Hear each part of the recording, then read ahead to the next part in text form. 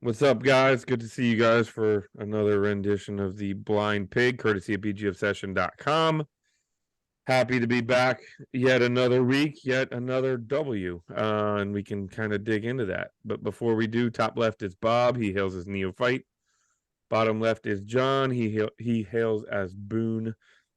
Bottom right is Ohm. You can find him as Mark, and I am Derek, and you can find me at Silent Threat. Please feel free to come by the board, mix it up, have some fun.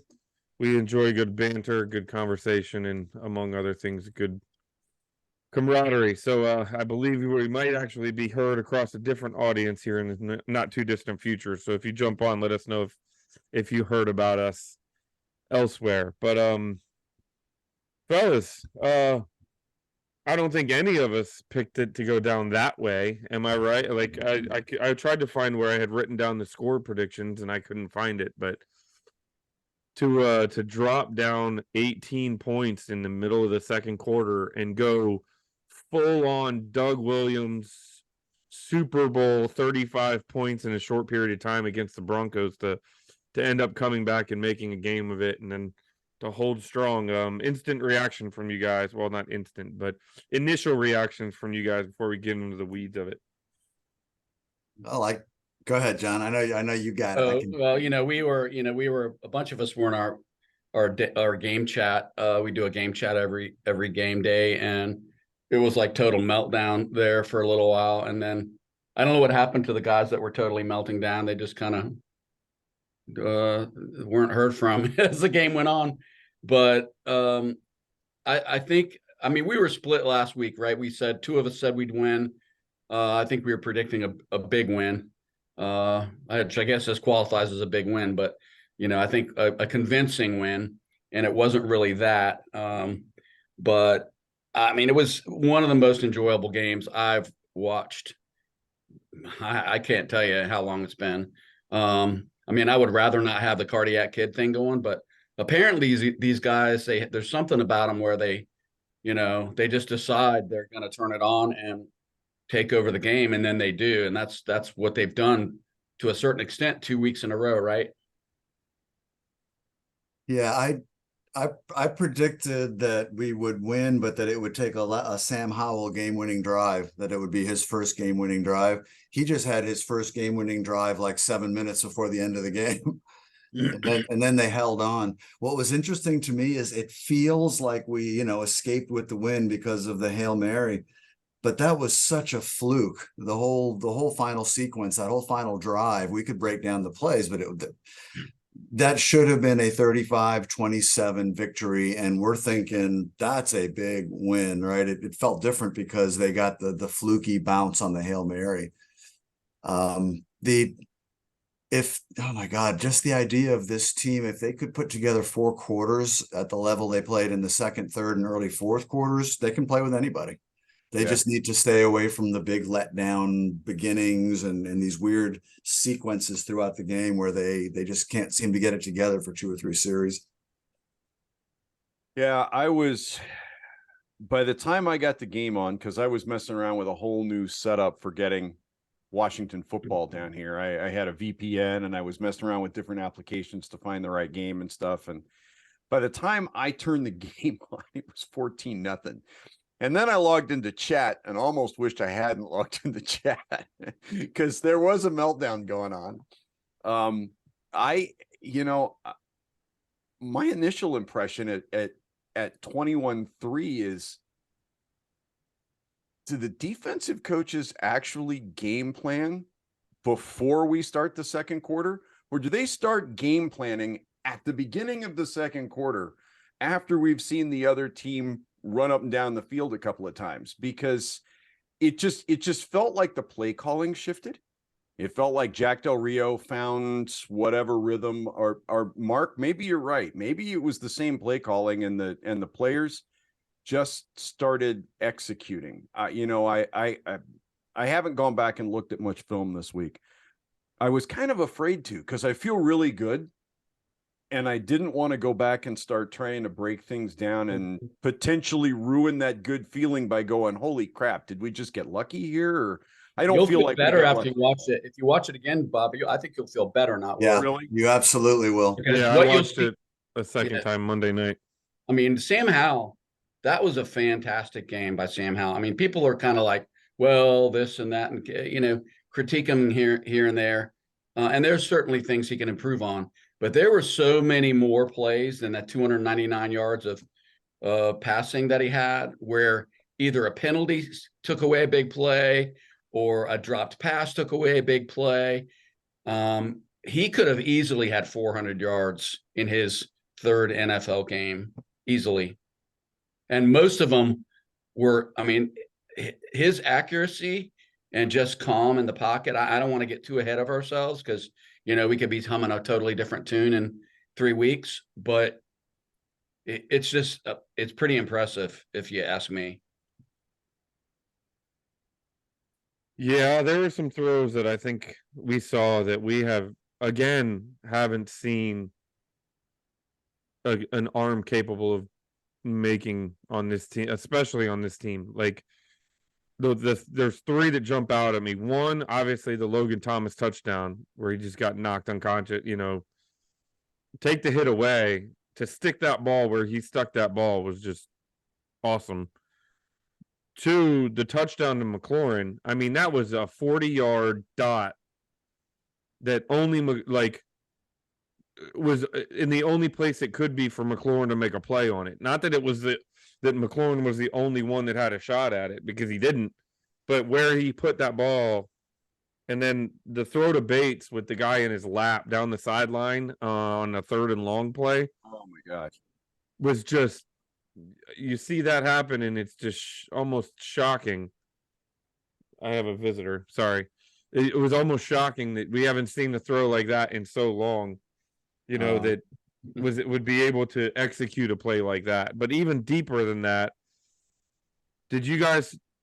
When I watched the game a second time, there was a scramble on 3rd and 10 where the pocket collapsed and he broke the pocket. He ended up scrambling for about 13 or 14 yards to extend the drive. And I want to say it was maybe 2 play. It was either a couple plays before the touchdown to McLaurin, if I'm not mistaken. So it was like that touchdown doesn't happen without that play. You know what I mean? It was a sequence. So Howell's just to that point. If you haven't watched it a second time, Bob, go back and watch it. I watched it a second time and I just was in awe at some of the plays he was making. So I know we're going to talk about some of the individual players. I just wanted to rattle off some of the Commanders media stats, and I won't take long. But first 2-0 start since 2011, first win in Denver since 2001, first largest road comeback since a 21-pointer at Detroit in 1990. The Jeff Rutledge game. Yep. 9 players with 2 or more receptions, which is a franchise record. And like 6 of those players had 3 or more catches. Jeez. The defense held the Broncos to 4 of 12 on 3rd downs. That was the 9th straight game holding teams to 4 or less 3rd down conversions. And Howell's the 3rd quarterback in DC history to win his first 3 starts. If we beat Buffalo somehow, he'll be the first guy to do it since 1971 when Billy Kilmer did it. Be the first guy to win his first 4? Yep. Wow. So we're talking about like something's different this year, I know we have to like caution ourselves, right? You got to kind of hold yourself back a little bit, not to get carried away, which is a little hard to do. But we're doing some things that we haven't done literally in like decades. Well, how often have we talked for the last 2 years since we started doing these about how different it is when you've got a legitimate NFL quarterback, how different everything feels and looks on a team. Yeah. This is those 3 throws that Derek pointed out were the ones that we'll carry and remember. But I went back and watched the condensed again this morning just to have it fresh in my head. And there must have been a half a dozen balls where he's in the pocket and you think it's going to break down, and these lasers, these 15-20 yard lasers to anywhere on the field. And it's not just that the arm strength, there's placement, there's good decision making, John, you're talking about not getting carried away, and I agree to a point. We won't get carried away. I won't get carried away with projecting forward. But I don't think I've seen this level of quarterback play on our team. Rippon in 91 and 92 played at that level. I haven't seen it since. So I'm out of my mind. This is just completely different. Well, sorry, go ahead, Bob.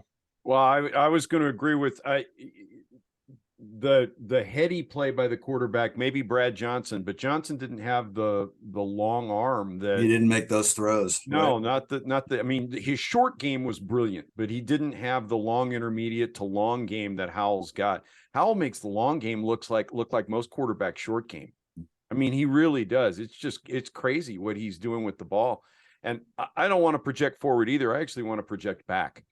I'm watching this kid, and I've actually been back and looked at a little bit of the tape of him at North Carolina, De'Ami Brown's senior year. I don't understand how this kid lasted to the 5th round. I just don't get it. I mean, I've heard all the arguments, but he had arguably semi-NFL talent around him that year. And he played at an NFL level that year. And the next year, he didn't have that talent. And it's like the whole league went, oh, well, you're not what we thought you were. Newsflash. There are a lot of pretty good quarterbacks out there that don't necessarily look great when receivers can't hang on to the ball and the game plan calls for them to run all the time. I'm very thankful he lasted to the 5th round. I think Washington's going to make the entire NFL regret that. Looking that way. I mean, he's starting to John see Bates was their second leading receiver last Sunday. John Bates was, and only Sam Howell can accomplish that. I mean, John Bates is making big plays, and he even had another Stonehands drop, but he had a pretty good game otherwise. One other thing on the Howell before we move on. He literally is adapting and learning within a game. Yeah. You know, like I wrote a bunch of notes down when I watched it, and it's like the first quarter, on the first drive, there was a big loss. It was clearly a coverage sack, but you could tell Howell just tried too hard to make something happen. And it ended up being a big loss. We talked about it in the fumble last week, for the touchdown against Arizona. But then there was 2 or 3 plays in the second half of that game where Howell did just enough to break free and then immediately was looking to just throw the ball away. Like you could see something click that he's like, okay, all right, this is, I don't want to create a bigger problem here. There was another play where he had his legs were in the grasp and he was strong enough to keep upright enough to throw the ball 8 yards in front of where a receiver was covered by a DB. So it was in the area. It was across the front line of scrimmage, but it was not a grounding, and they didn't blow the whistle dead for in the grasp. So it was just I'm watching this stuff, and I really don't want to get too far over my skis, but man, there's a lot there to lead us to believe that we have something to be excited about, that there's a foundation there, and ultimately he could flame out. Don't get me wrong. He is not Pat Mahomes 2.0. But he's got more tools. He's on pace to be sacked 80 times in 20. Right. So he's got to continue to get better at that, and the line's got to get better at not. There were 2 that were on him from what I could tell. One, I think Derek was just describing, where nothing was there. You could see it was a coverage sack on the replay from behind the quarterback, but that's one that he needs to throw away or go down or run to the line. Or tuck it and go forward. Don't keep going back. And the strip sack one, he wasn't aware that someone was coming around behind him. But it was 6 in week 1. It was 4 in week 2. So, we're heading the right direction. Yeah, if we only give up 2 in week 3, which against Buffalo, against Buffalo, that'll be saying something. Well, and so let's not forget now, this was also game 2 of an entirely new offense with a new quarterback and a new line, and that curve is looking pretty good to me right now. I don't think we'll put 35 up on Buffalo. If we do, we're probably I'm not sure a shootout is the right way to go with these guys, but there are signs that there is life on offense on this team right now that we haven't seen in a long time. Well, if I have concerns about the offense, it's the fact that EB seems to come out and want to throw the ball. We had 30 attempts before halftime. Mhm.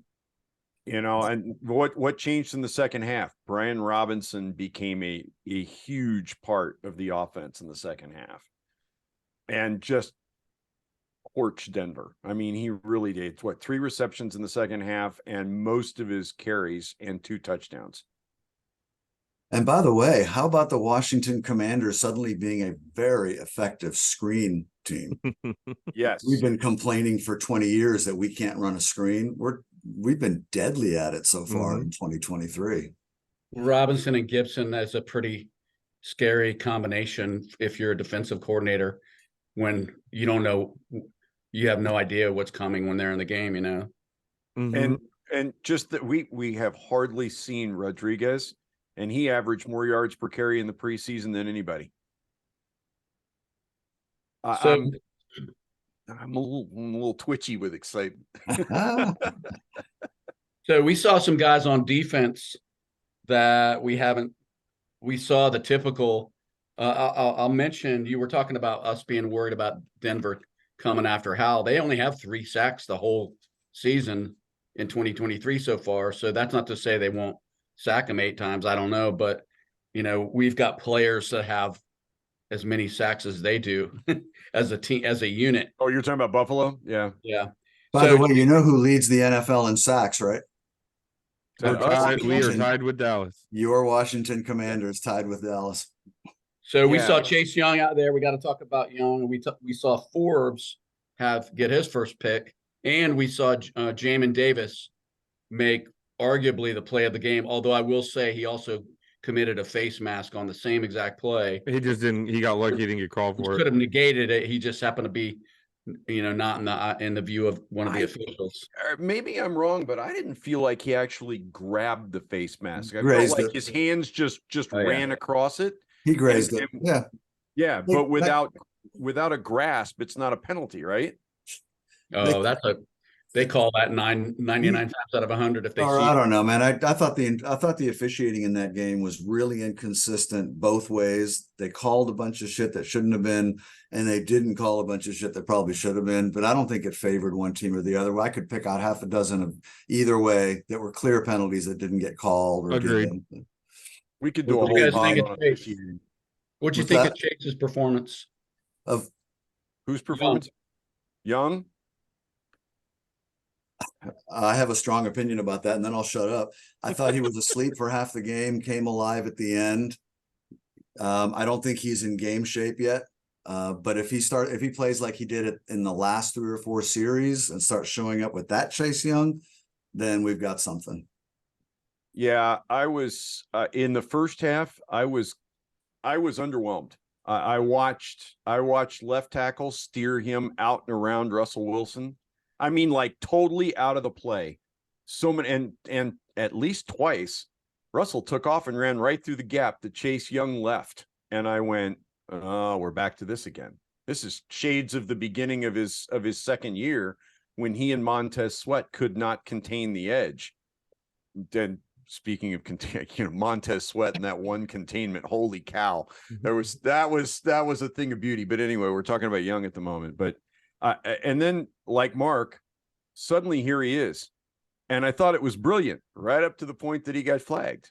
I mean, he's playing great. And then and it's not like those are just bonehead plays. Those are just not paying attention to where the football is and where your feet are. Well, and then the offsides too, right? Yeah. Well, the roughing call was just brain dead. Yep. It was brain dead, but again, I felt like that fell into the inconsistency thing because you see defensive linemen reach out and shove a quarterback like that every week and don't get a flag. I mean, it's not like he picked him up and threw him or landed on him. I mean, his momentum carried him in, and yeah, his hands were out in front of him, and maybe he gave a little extra mustard to it. But I watching it, I thought, man, I see guys do that to our quarterback for the last 2 or 3 years, several times a game, and don't get flagged. Maybe they're tightening up on it this year, and I'm just not paying attention. I don't know. But I think he probably did enough in that game where up in Buffalo this week, they're thinking they need to account for Chase Young on that side. They can't just let him roam, because if that's the Chase we're going to see from the beginning next week, with him and Montez and the guys we got in the middle, it's starting to live up to all the hype, right? With those four guys. Well, Duran is on the injury list. He hasn't practiced this week. I'm hoping that changes. I think it's a knee. I'm not sure, or maybe it's an ankle, I think. But I mean, if you think about it, John Allen, Duran Payne, Montez Sweat, and a Chase Young playing kind of like how we hoped he would play, that is one hell of a defensive front to have to worry about. Yeah, with some ball hawks back in the back now. Mm-hmm. And safeties, a couple of safeties that can bang and move and make plays. How about that? Well, I was just saying the coaches must have been thrilled with what Young was doing, because I mean, I lost track of the number of times the announcers went, we didn't expect to see him this much. From our meetings this week, it sounded like he was going to play about 25% of the snaps, and he ended up being in for like 71% of the snaps or something. Yeah, Al Galdi has been talking this week about how much the tone has changed. Like Rivera for the last two seasons is basically, I don't want to say he's like publicly derided Chase Young, but he hasn't been on the Chase Young, his living up to his billing bandwagon, and that's totally flipped now. I don't know if it's maybe he finally realized this offseason that it's not a given. It's a contract year. I'm going to have to show that I'm the player that everyone, believed I was. And maybe he had some kind of come to Jesus moment, because I don't think Rivera's never been one to heap false praise on anybody. I mean, he either won't answer or I don't know. He hasn't been shy about criticizing him in the past. I kind of, so Disco said something on Insta or on Twitter this week that I kind of did a double take, and then I went, you know what, you're right. Somebody was criticizing Chase Young and how and Rivera for not having given him the fifth, picked up the 5th-year option. And Disco said, you know what, I don't have a problem with it. I don't have a problem with it because Ron's been very consistent in the message. Ball out and you will get paid.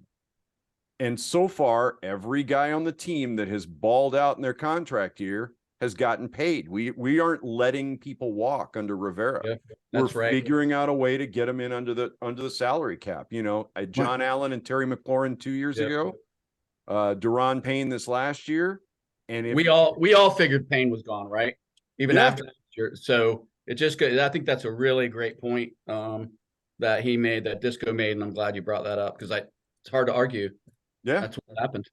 And while we're talking about Duran, and before I move on from him, the series he turned in, a sack, a TFL, and then a batted pass. You can watch a lot of NFL football and not see one player shut down another team like that. Have they done the NFL Defensive Player of the Week yet? Because I assume they came out. Wasn't him, huh? No. Yeah, I don't know why we're not getting more love on that front, but hell, Sweat, who we didn't even talk about, he had one and a half more sacks, 3 quarterback hits, and a tackle for a loss. I mean, that was the guy that we're not even talking about. Yeah, he did that last week. No, the NFC Defensive Player of the Week was Micah Parsons. Yeah, of course. Well, all right. Well, that's fair, because that sumbitch can play.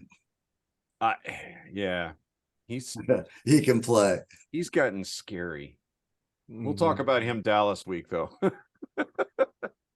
So we don't know whether we have a Joey Sly problem anymore, right? Because now it might be a Cam Cheeseman because problem. our long snapper is so god awful that we can't assess our field goal kicker anymore.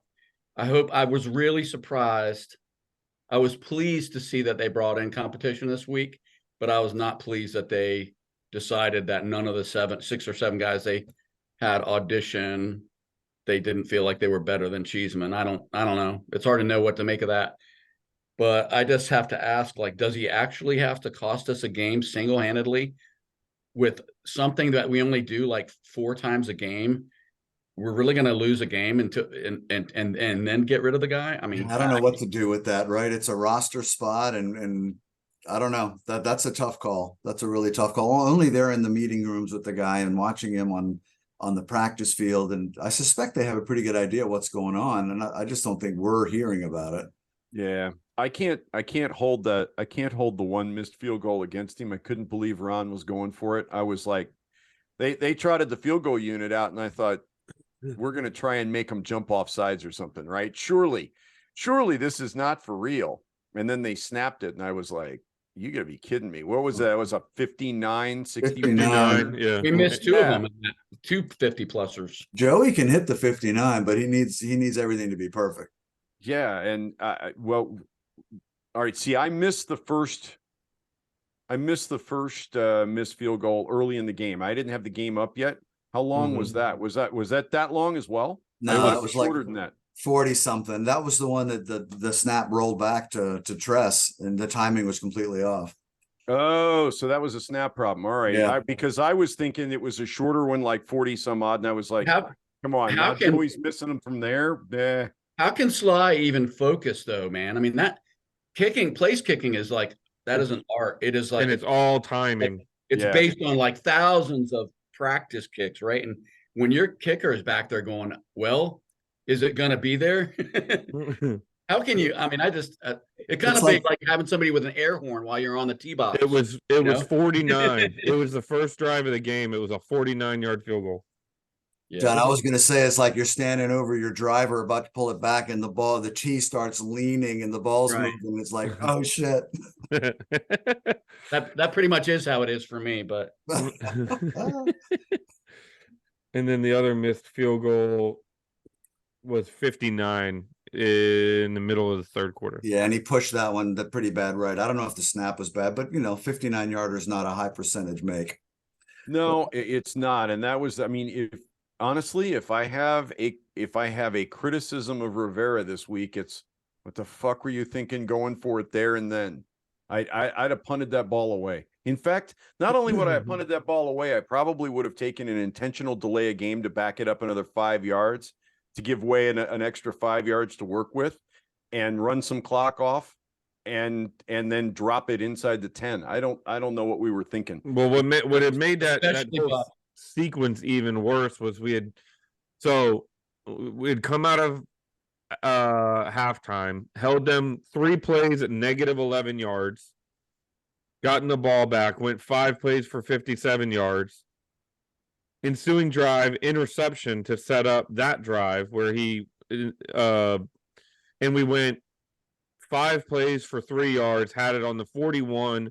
Their offense had done anything literally since there was 9 minutes left in the second quarter. Mm-hmm. Like like at that point, punt the ball back, try to pin them. Your defense has shown up now, like, you know what I mean? And instead of handing it to them at the 50-yard, essentially at almost the 50-yard line. Tressway had 168 yards of punting on 3 punts, including including a 66-yarder, which was, I think, the 4th or the 5th longest punt of his entire career. So yeah, I think that's a valid question. I was watching the Steelers game on Monday night with a guy who's staying with us for a little while. He was a big Steelers fan, and he was complaining and cringing every time their punter came on the field. And I took the time to reflect that we have been really spoiled here for a while, having arguably the best punter in the game. We just take it for granted now. Yeah. And all right. So is it just me? Cheeseman is not having any problems snapping for punts. I haven't seen a single ball that was even vaguely. It is just field goals. You better start knocking on some wood, buddy. I know. I'm looking for it. I got some. Well, right. They had him change his grip on the ball for some reason. That's all we've heard, and no more detail on that. It's like, well, fucking change it back. Yeah. I mean, I don't think everyone in every Washington fan in America said those exact words in the last 2 weeks, Mark. So like, what are you doing? Well, all in all, gentlemen, I got to tell you, maybe the day will come when watching our offense put up 5 touchdowns in 7 drives or whatever it was, and just go up and down the field and look like a legit NFL offense. Maybe we'll get used to that. But right now, I got to tell you, I haven't felt that watching this team in a long time, and I'm not over it yet. I'm still glowing from it. That's right. I got one more guy that I want to bring up. Forbes got his first INT. By my count, that easily could have been number 3 in his first 2 NFL games. Yes, sir. He dropped a near gimme against Arizona. It was a little behind him, but it like bounced off his hip. I mean, it went through his hands and bounced off his hip, and then he dropped a second one against Wilson Sunday. He could have had 3 in 2 games. And he was in position for the Hail Mary. It went right to his hands. And he got bumped from behind, right? Yeah. They won't call a PI on either way on that. So he gets bumped. And then poor Cam Curl's trying to do his job, and he reaches out and taps it up, which is a cardinal sin. You never tip a ball up like that. I thought it bounced off somebody's helmet somewhere. I think it hit a shoulder pad or something too. I just watched that whole thing open mouthed and numb. I was like, you gotta be kidding me, really? Total fluke. I just got to think Forbes as a rookie. He's probably still in the I have to go in the restroom and vomit before the game because I'm so juiced up and nervous. I mean, that's big. We kind of just accept it, but a rookie starting at corner in the NFL, and that's about as high pressure as you can get, man. You cannot hide out there. Well, the other thing, he got kind of beat up in the first half. I mean, he gave up a big play to Mims. Yeah. There was another play that someone called a business decision because the guard, there was literally a guard keyed, like you could tell as soon as he came around the corner, he was looking for Forbes. So I think they're going to start attacking in that way. But he ended up, he does not appear to be afraid of the task. I will say, like I said, he made a business decision where he kind of got out of the way a little bit, and you'd like to see him stick his head in there, but then again, given the circumstances. Well, at some point on Sunday, he's going to find himself lining up across from Stephon Diggs with Josh Allen looking to take the rookie down too. It doesn't get much bigger but it was pretty obvious that Denver decided to come out and pick on him. One of the first plays I saw was Mims torching him for however many yards, and I thought, it's going to be a long day for the rookie. Mm-hmm. This is going to be his trip to school, and he recovered well. One of the commentators said that was there was some confusion on the coverage and the assignments, and he was late getting where he was supposed to be and turning around. The ball got snapped, and the defense wasn't set. I don't know. I haven't looked at the film, but that's what they were saying happened there. I'll vote for that. Yeah. Yeah, I mean, so Diggs already has like 17 receptions and 260 yards or something for the season. So this next week is going to be interesting for Mr. Forbes and Mr. Martin if he plays. Well, the big thing for me with Buffalo is the defense. They're 5th in total defense, 10th in pass against the pass, 7th against the rush. I'm sorry, that's offense. Sorry about that. They're also 5th in total defense. They're 6th against pass, 19th against the run, which is a big beacon that should be flashing in Ron Rivera's head. They're pretty damn tough against the pass, but much more vulnerable against the run. I mean, in the short sample size that we have. And they've also given up 7 sacks. It's not 10, but they've given up Josh Allen's. He can be gotten to. So I think that's the biggest thing I'm looking for on Sunday is I want to see them pound the ball and maybe do a lot more of kind of what we saw last week as far as using those running backs coming out of the backfield and some screens and maybe even some end arounds and try to get going on the ground. And plus, I think just common sense says keep Josh Allen off the field. He can't be good Josh Allen if he's not on the field all day long. Try to get some long drives going because we appear to be able to do that now. Have some sustained drives, longer drives. So we don't get a lot of 3 and outs. You notice that I haven't looked at the numbers, but and it's not just we're converting third downs, but we're converting third downs that are 3rd and longs because our quarterback can throw a 15-yard laser without even thinking about Or it. run or scramble for Or 12 without scramble. So I'm looking at Buffalo. They're averaging, again, 2 games, but 140 yards per game on the ground. We will need to be disciplined on defense and not let them just grind it too. Because then you got play action problems with Josh Allen. You need to make Josh play hero ball, make it 3rd and long, and try to force him to make it. He's going to make his plays. We need to make him make some mistakes to offset him. I think getting him in the dirt is going to be a key, like multiple times, getting his jersey dirty, getting him a little rattled, because he's one of those guys that if you can get him a little rattled, he can spiral a little bit and start pressing and forcing balls when he should not. like the Jets game where the Aaron Rodgers wasn't even on the field and he still threw three interceptions, just like he was pushing it and gave up a bad fumble, right? Mm-hmm. You know, I don't put a lot of stock in fantasy stuff, except when they're predicting like very individual things. Fantasy guys make a living off knowing who's going to do what. Every single stardom situm list I've seen so far this week has Brian Robinson as a definitive start because of the yardage that Buffalo's given up on the ground, what Robinson's done in the first 2 games, the amount of snap time he's getting from Washington, and the number of times he's out in the pattern and available to catch a pass. And it just feels like Buffalo's there to be hurt by our running backs.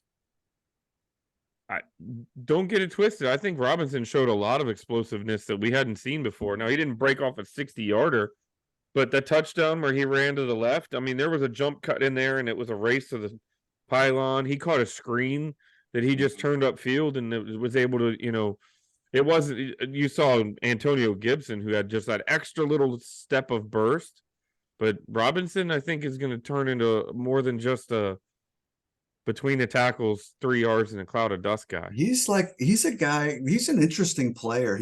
I like how he seems to be developing physically. I had 2 thoughts watching that game. The run you're talking about, Derek, the touchdown run to the left. Yeah. I found myself thinking of Terrell Davis from the Broncos back in the day, who was a long guy, but he's got the hips right. He's not tense when he runs. He's kind of smooth. Those were smooth cuts, but they were quick. Mm-hmm. The other play that really stood out to me for Brian, well, there were several, but the one I'm thinking of now is on the screen, on the right side screen, where he catches it and he's got Green in front of him.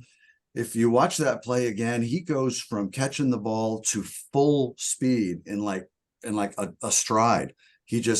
There was no hesitation and get going. He was just 0 to 60. Was pretty remarkable for a guy with sort of his physique. I think we got a gem there. I really do.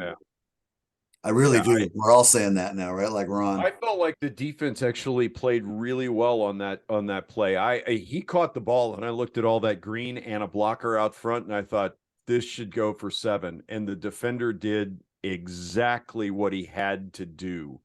I thought offensive lineman's going to solve one problem and Robinson will solve the other problem. And the defender just absolutely played it perfectly. Yeah, he did. I'm glad you saw that. I kept thinking, I don't know who to blame. I don't know if our OL should have made the play, but the D guy made a fine play. Yeah.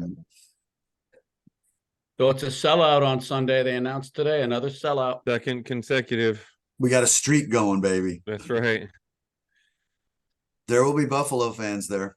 Yeah, there's gonna be a lot. I think it'll be closer to 50-50 than we want to think about. We got to get off to a better start than we have in the last 2 games, though. We can't afford to go down by 2 touchdowns or 2 scores even. And one big advantage they have on us is they've got, I want to say it's Tyler Bass. Is that right? Their kicker. He has not missed a kick. He has not missed a extra point. So if they get in field goal range, they're probably getting the points and we're getting prayers, and let's hope to God that we don't bounce the long snap off the ground. So in a close game, it's not a good thing. No, not at all. And it also means we can't settle for field goals, right? Our red zone production has to be there, and we're going to miss Logan Thomas. This will be a good week for Cole Turner to step up. Who had Yeah. a really nice play on that one drive down in the red zone. That you hear the crowd shut up. You know the play I'm talking about, like from their 20, and Sam hits Cole over the middle for the first down, and he cuts it upfield to about the 2. Yeah. Just the crowd just went silent. I love that sound. Well, on the road anyway, we love that. Yeah, hell yeah. Because And they Denver, knew. And Denver is not an, we really didn't talk about this. Denver is not an easy place to play. nope. Mm-mm. It is very partisan. It is normally all orange. Although I was kind of impressed with the number of burgundy and gold clad people maybe the camera just picked out the same 15 people over and over and over again. But it felt like every time they showed the crowd, there was a splattering of Redskin fans. Rivera Commander fans. talked about at times hearing Washington fans like it was louder than the Broncos fans. But hey, I just want to say I don't think the Broncos handled the altitude very well. That was probably a big factor in the game. Yeah, they looked winded in the second half, right? They did, and we didn't. I don't know how this compares elsewhere, but the Denver Broncos all-time home record, 300, 179, and 7. I bet you that if that's not the best in the NFL, it's in the top 3, I bet. I love how we don't want to talk about Buffalo. We just want to keep talking about Denver. Well, no, I want to talk about Buffalo too. I think if you would, after watching the Arizona game, I would have thought we're going to get steamrolled after what I saw offensively from us and defensively after the first quarter from us against Denver. We've got a legit chance, if we convert on opportunities and don't have breakdowns and don't spot the other team a 2 or 3 touchdown lead. I think we'll be in the game the whole time. I think we got a real serious puncher's chance in this one. We can't fall behind 21-3. If we fall behind 21-3 to Buffalo, they will absolutely grind the thing out. Do you guys feel like Buffalo's a little overhyped? I do. I do, because and when you look at their offense, I mean, they have Josh Allen, who when Josh Allen is on, there's not too many quarterbacks that are in his league. They've got Cook at running back, who's a good running back. They've got Diggs, of course. They've got a decent tight end in Dalton Kincaid, but I don't think they're like an overwhelmingly scary offense. And I don't think their defense is I probably think they're a bigger challenge than containing the offense, but I don't know. All I know is I remember that game where Buffalo and Kansas City scored about 60 points in the final 3 minutes of a game. So that offense can be explosive. But we haven't seen that Buffalo offense. Not in 2 years. I agree. They're capable. They're going to make their plays. I mean, you figure they're probably going to score 25 anyway, somewhere in that neighborhood. Yeah, we're not winning this game 20-17. I can Right. tell you that. We're gonna have to score 30, and this could be one of those games that comes down to the last series or so. You just can't let Josh go crazy. You can't let him get his confidence up and start running around and making sandlot plays with Diggs. I hope they don't do this contain him thing, because I don't want to contain him. In fact, most of his bad interceptions have been him rolling out and making bad decisions. I want to see him in the dirt. I don't want to. Yeah, I don't go at him. Get in. I don't want to spy. I don't want any of that shit. I just want them to unleash hell and put him under some serious duress. I'm sitting here looking at the season numbers between Allen and Howell, and I realize that this is going to be controversial in some places, but right now I'll take Howell. Josh has a better completion percentage, right? He's 60 of 78 for 510. Howell is 46 of 70 for 501, which means he's throwing the ball longer than Josh Allen is. He's got more yards per attempt than Allen does. And Allen's got 4 TDs to 3 INTs. Howell's 3 TDs to 1 INT. So you've got a better TD to INT ratio with Howell. I'm not saying that Howell is the better quarterback overall. I'm just saying that at the moment, right now, in this moment in time, Howell's played better over 2 games than I feel like Josh Allen has. We have a hell of a skill position group, man, on offense, setting aside the quarterback. I mean, you look at what we have on offense, and if we can keep those guys healthy, I know teams have got to be scared of our wide receiver and running backs to a certain extent. I think every team in the league not called the Dolphins is jealous of our skill position group. I mean, seriously, nobody's as deep at wide receiver. They need to get Dotson involved this week because he was kind of a non-factor, surprisingly, against the Broncos. I don't know if he had how many catches he had, but he wasn't one of the guys that was really. When a lot of us were picking him to be a breakout candidate, and through 2 weeks he hasn't broken out yet. Well, it wouldn't surprise me if what we aren't seeing a little bit of is teams are focusing on him because he had a really good rookie year, and so I feel like Terry's almost getting some easy looks at the moment, and I don't understand that. A lot of guys to try to cover, man. How many times in the Denver game was Surtain over Dotson, not over McLaurin? I didn't pay enough attention to tell you, but it was enough that McLaurin felt insulted. At the end of the game, he said something about, I feel a little disrespected. Right. You know, I want to go against the best. And I, every time I looked up, I was playing against somebody other than Surtain. Yeah, but it was 3 of them on that one catch, so that ought to count for something. That touchdown catch was light triple coverage. You're not wrong. I mean, honestly, if that had been picked off, all we'd be hearing about this week was how Sam Howell threw into triple coverage. And I almost guarantee you, that's probably one where Banami went, I'm not sure I was a big fan of that. I'm not sure that was yeah. I don't know. It was a perfect strike.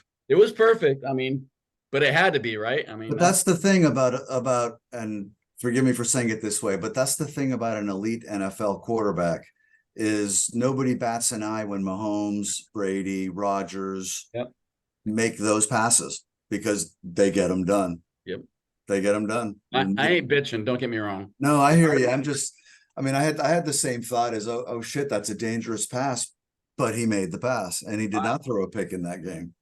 I would like to think that when he got to the sideline, Eric Bieniemy looked at him and said, that's exactly what I want to see every single time. Instead of going, dude, what were you thinking? I'm hoping he went, that was the play. You picked it out. You executed. That is exactly what I want to see done. What I went to look for was receiving. Dotson was 3 of 22 on 5 targets with a long of 18. And 5 targets even feels like a lot more. It didn't even feel like he was targeted 5 times. Well, here's the thing. Terry McLaurin was high in targets. He only had 6 targets. So he was targeted 6 times. Bates was targeted 5. Dotson was targeted 5. And the next closest that we had 5 players with 3 targets apiece. Howell really spread it around. He didn't focus on anybody. Bob, you said something a minute ago that's or at the beginning of this thing that's sticking with me. And I think heading into Sunday is the number one thing I'll be looking for. And that has to do with us being kind of tentative at the beginning of games, at least defensively, it seems like it. Mm-hmm. If I don't know if it's by design, if it's just Del Rio's philosophy, let's see what the other guys are doing. As I guarantee you, during that 21-3 nonsense at the beginning of the game, all I kept thinking about is, and I'm blaming Ron, we are not ready to play again. We showed up to a big game, fat and happy after being 1-0, and we weren't ready to play. And it took us a quarter plus to kind of get going. And then it was great.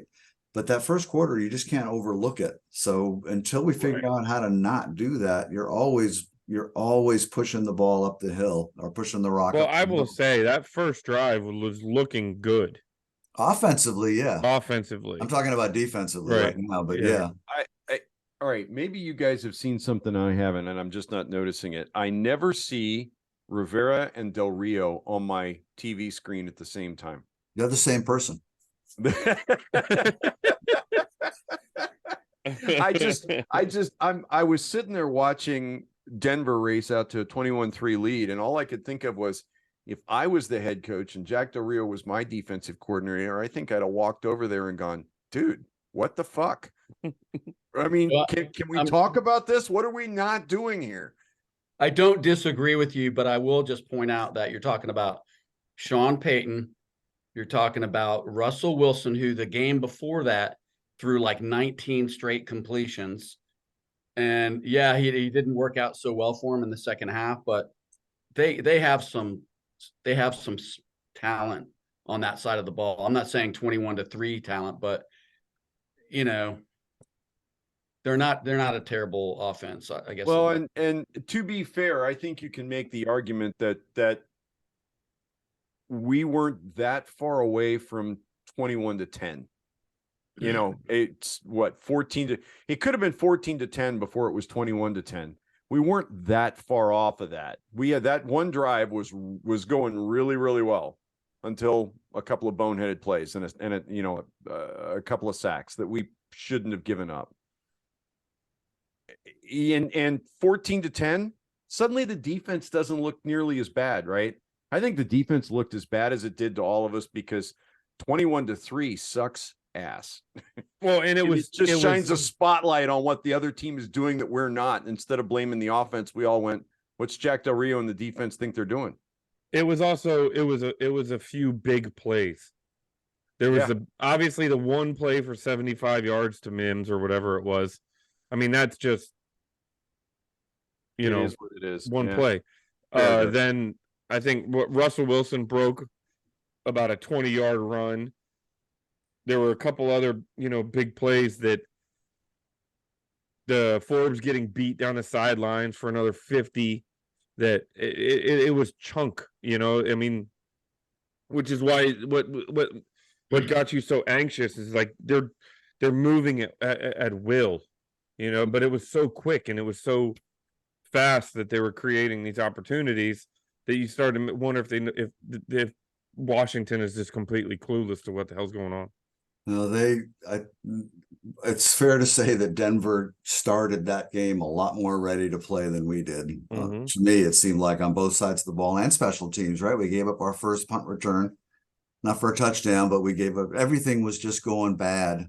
And I don't know what you attribute that to. Maybe it's just because they're human beings and Denver's a hard place to play, but they looked unready to play at the beginning of that game. And it's pretty rare that you make an 18-point comeback for a win on the road in the NFL.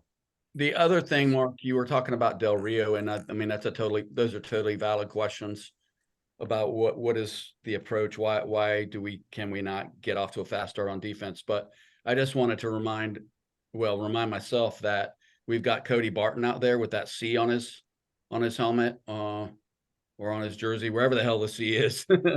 That's out there making defensive adjustments. And I don't know how much of the actual defensive calling he's due, but he's the quarterback of the defense. I don't think they trust Jamin Davis to do that. And yet Davis did it part of last year. Yeah, well, Davis is driving 160 miles through a residential section. So I don't know. I don't know that his judgment, I don't know that he's that guy, but anyway, I'm just thinking Barton, we don't know how good he is at that. And it's new to him, the defense. So your point, might be a factor. Point well taken. Point well taken. We don't know, and I don't want to start talking about our linebackers because I'm just imagining how different this defense would look with a Bolton in the middle. Yeah, just flying around with his hair on fire from sideline to sideline. We haven't had that guy since what? London Fletcher. Cole Holcomb looked pretty good in that Steelers game. Yeah, every once in a while. Every once in a while. So what are you guys expecting? Well, hell, let's start with brother Paul. Paul from Ontario. No. Yeah, it was Paul from Ontario, right? Ontario, yeah. Canadian hog. You're beginning to sound like you're introducing a caller with Ken Beatrice late night. Exactly. Paul from Ontario. Paul from Ontario says, I think it will be a one-score game, but a talented Bills side edges us 26-21. It's tough to find the same level of intensity following an emotionally draining game like last week. Boom. It's imperative Washington starts fast. Otherwise, I don't think they can dig themselves out of a hole against the Bills. I don't know that I buy the intensity part. I think it's, I don't know. Everything else sounds correct, but I just don't know. I mean, it's the NFL. It's like, this is a huge game at home in front of a second sellout crowd. I think they'll be up. They should be able to rise to the occasion and give their best performance, whether that's enough to beat the Bills or not. But anyway, I think it's going to be a close game. And I think it's going to be a close game throughout. And I'm going to call it a 24-21 win for us, because I'm not ready to start picking the other guys yet until we lose. And then I'll start being rational about it. But I think. You mean the Commanders, the undefeated under their new ownership group? Yeah. I do have one question I'll put out there, and then before you guys give your prediction, which is, if you have to take a 50-yard plus field goal to win the game, and it's 4th and 2, are you kicking the ball, or are you taking your chances? Wait, hold on. You don't have to answer. I'm just putting that out there as a rhetorical question after last week. Well, I've had a chance to watch Cameron Cheeseman snap in practice all week. I'd actually like. Yeah, and how much time is on the clock for Tress Way in that case? Mark, that's one question I wish someone would ask Rivera, which is, how is he performing in practice? Is he just in his head? Is that what it is, under pressure? Or is it really a technique issue or something else? Anyway. All right, well, John, I'm writing down the results here. John stole my score. So now I'm going to have to get crazy with it, because I'm not picking the same thing John picked. So I'm going to get out there on a limb. 31-21 Washington. And the big difference is Forbes' first NFL touchdown on an INT. Forbes pick 6. Young man does what we picked him to do. Well, I'm going to be the other guy. Sorry. This is and I'll tell you why. Watching Denver almost come back and win a game that frankly I thought it was done at 35-24. Mm-hmm. And we went into what we all know we do not do well, and that's start playing a shell defense and try to run out the clock, and we just are not good at it. And they went down and they got the field goal, and when they got the ball back again, they shouldn't have been able to get in position to make a Hail Mary, but they did. I just don't think we've learned to close out games defensively quite yet. I think Washington is in this thing, might even have a lead in the fourth quarter. And I don't see us being able to hold it. I have this vision of Josh Allen getting the ball back with a minute 45, needing a field goal or whatever, and going down and getting it. I've got Denver. I've got Buffalo 30-27 in a game that we're going to be shaking our heads thinking we've got to learn to close. We got to learn to close. We've closed 2 weeks straight, man. I'm just saying. We haven't played the Buffalo Bills yet. But, oddly, Mark, you say that, and we sat here in my living room watching that final drive, and my wife was like, why'd they let that happen? Why'd they let this happen? And I said to her, I will let them have those passes all day long. All day long. Because the best they can hope for right now is to put themselves into Hail Mary position, in the odds. Now, she laughed at me after the pass got caught. Although, to her credit, she did look at me and go, that never should have happened. She's like, that guy got a gift dropped in his lap. He had no clue where the football was, and it just turned up in his hands. But I was actually not unhappy with the yardage we were giving and the placement we were giving. We actually kept guys in bounds a couple of plays and forced them to. Curl made an absolute elite. Yes, Russell Wilson by the ankles and keeping him in bounds. Absolutely. My wife is going, but he got yardage. I said, yeah, he got yardage, but I'll give him the yardage because the clock's running. Right. And I was actually really impressed right up until what I have to call bad luck on the Hail Mary. It was just a really weird bounce of the football, but it happens. The most amazing part of that whole series to end the game was not the kind of freak play. It was the fact that we didn't get called for pass interference on the 2-point attempt. That was the amazing thing, because that's so classic Washington, right? To Yep. make this incredible comeback and then have a fluke play and then get a borderline call to. Yep. To We were Who all was it? thinking it. Who was it? Somebody, it was either somebody on the board, and I think it was on the board. If it wasn't, it was in Twitter. The question was, do we get that call if the former owner yeah. still owns this club? Legit question. It is a legit question, and I don't know that you can answer it. Yep. So I'm going to be the bad guy here. And I'm going to wonder, because the cynic in me waiting for the other shoe to drop. I picked us to lose in Denver last week, and I was wrong there. So hopefully I'm wrong here, but I just feel like there's a letdown coming, and Buffalo's too good. I'm going to go Buffalo 27, Washington 17. I think we can keep them under 30. But I don't know that I feel in the pit of my stomach, I just feel like Buffalo's going to control this game, but I'll be rooting like hell that I'm not right. Yeah, I like going into a game like this feeling we're right there. We're right there. I just don't think we're quite ready yet. I hope, like you, I hope I'm wrong, but I think it's a field goal game.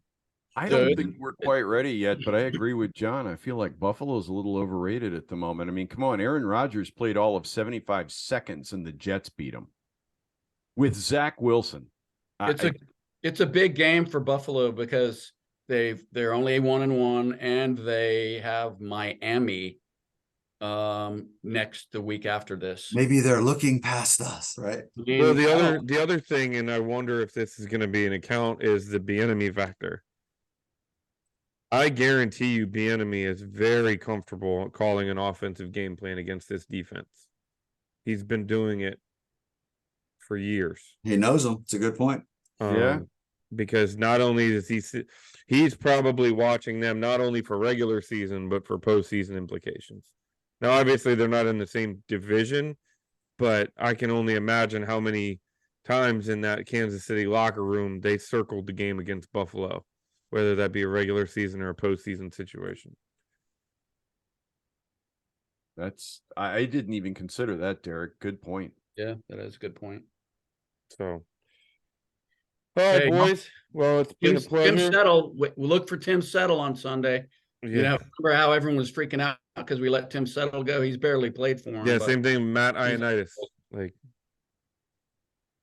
Ioannidis isn't playing for Buffalo though. Ioannidis I'm just saying contract at the moment. He's out right now, isn't he? He doesn't even have a team. No, I think he's a free agent. Well, Yeah. gents, that was a hell of a lot of fun on Sunday, and I'm really glad that we're able to relive it right here. That's right, boys. All right, fellas.